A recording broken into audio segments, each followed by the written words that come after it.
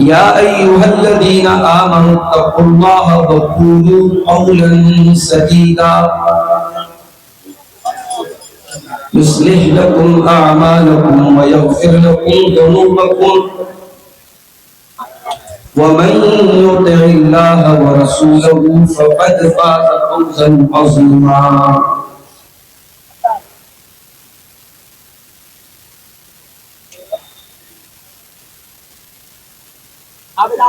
أما بعد فإن خير الحديث كتاب الله وخير الهدي هدي محمد صلى الله عليه وسلم وشر الأمور محدثاتها وكل محدثة بدعة وكل بدعة ضلالة وكل ضلالة في النار. أعوذ بالله من الشيطان الرجيم. بسم الله الرحمن الرحيم. قل إن كنتم تحبون الله فاتبعوني يحببكم الله ويغفر لكم ذنوبكم والله غفور رحيم.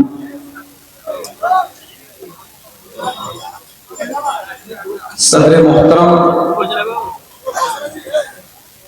علماء کرام، محترم بزرگوں، نوجوان ساتھیوں، ماں اور بہنوں، پیارے بچوں،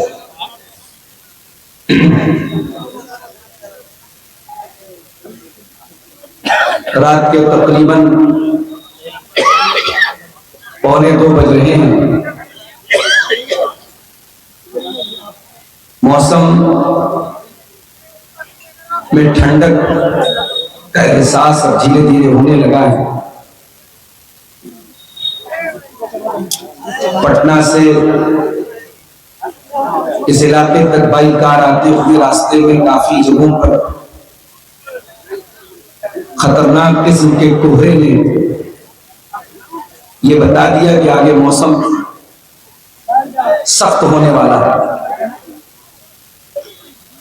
لیکن آپ کے علاقے کے پروگرام عام طور سے اکتوبر، نومبر اور دسمبر میں ہوتے ہیں، اور آج کا یہ پروگرام بھی اسی سلسلے کی ایک کڑی ہے. مجھ سے پہلے ابھی آپ اسی گاؤں کے ایک مشہور بنگلہ مقرر شیخ ابو القاسم بجلی کا خطاب سماعت فرما رہے تھے. وہ بنگلہ زبان میں تقریر بھی کر رہے تھے، اور جس مقصد کے لیے یہ جلسہ ہوا ہے،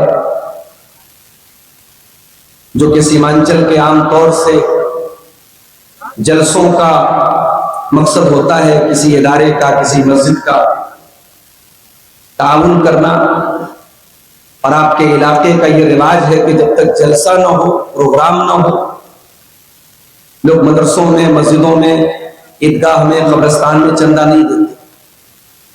ایک پرانا طریقہ آپ کے علاقے میں چلا آ رہا ہے. اسی پرمپرا کو، اسی ٹریڈیشن کو، اسی رواج کو اپناتے ہوئے آج کا یہ پروگرام بھی چندے کا ایک پروگرام ہے، اور شیخ ابو القاسم بجلی صاحب اپنے مخصوص انداز میں چندہ بھی کر رہے تھے اور تقریر بھی کر رہے تھے. مجھے حکم ملا ہے، آپ کو بولنا ہے، ٹائم کی پابندی نہیں ہے. جتنی دیر تک آپ بول سکیں، مجمع سن سکے، آپ کو سنانا ہے، بولنا ہے. آج کی تقریر کے لیے میں نے جو ٹاپک سوچا ہے، جو عنوان سوچا ہے، وہ بڑا ہی اہم عنوان ہے. ہم اور آپ مسلمان ہیں، اور مسلمان لا الہ الا اللہ کے ساتھ ساتھ محمد الرسول اللہ کا کلمہ بھی پڑھتا ہے. کوئی اگر اللہ تعالیٰ کی توحید کو مانتا ہے اور محمد الرسول اللہ کی رسالت کو نہیں مانتا تو کیا وہ مسلمان ہے؟ کیا اس کے بارے میں ہم یہ کہہ سکتے ہیں کہ وہ جنت میں جائے گا؟ جواب ہے نو، نہیں۔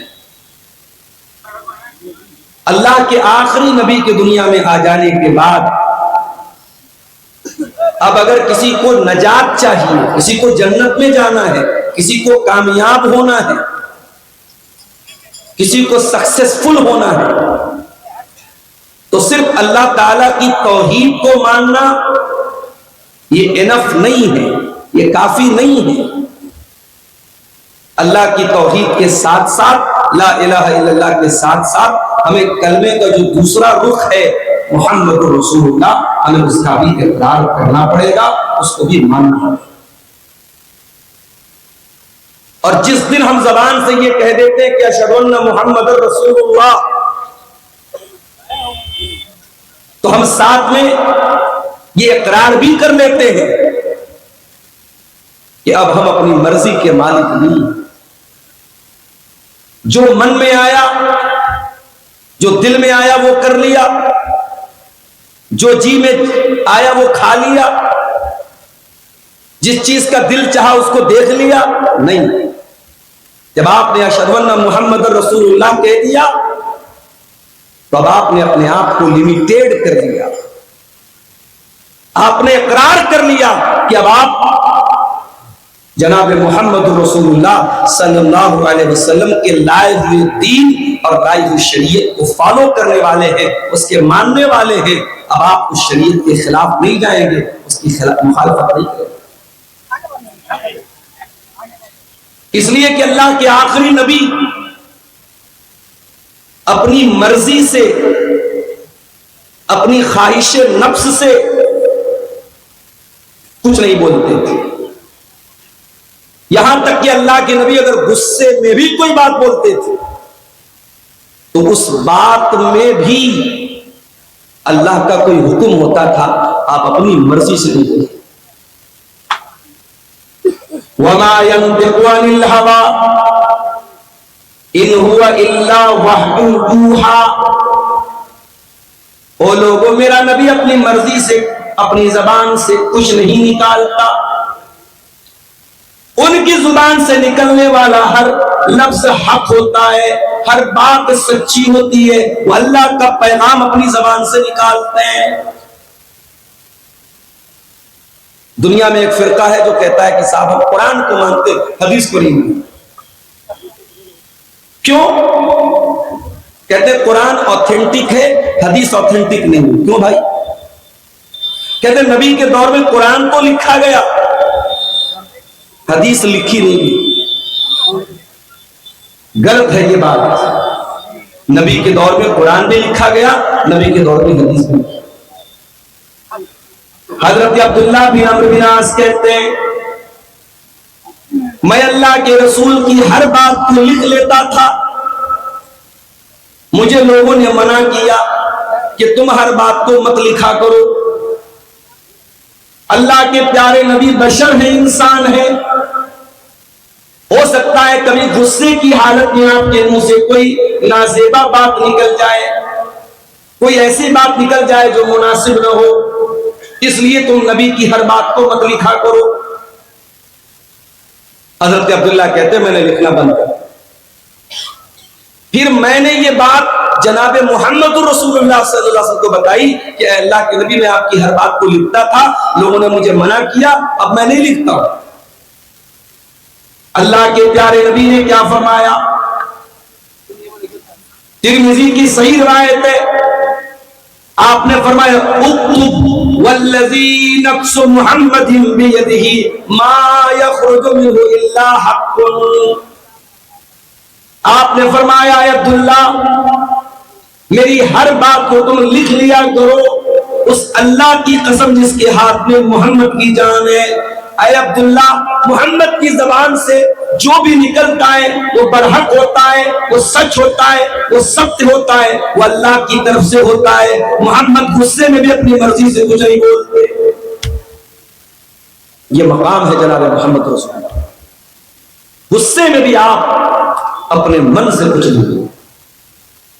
جب آپ نے کلمہ پڑھا اشہدو ان محمد رسول اللہ، آپ نے اقرار کر لیا کہ میں اس نبی کا ماننے والا ہوں، اس نبی کی لائی ہوئی شریعت کو مانتا ہوں. اتنا ہی نہیں، جب آپ یہ کہتے ہیں کہ ہم مسلمان ہیں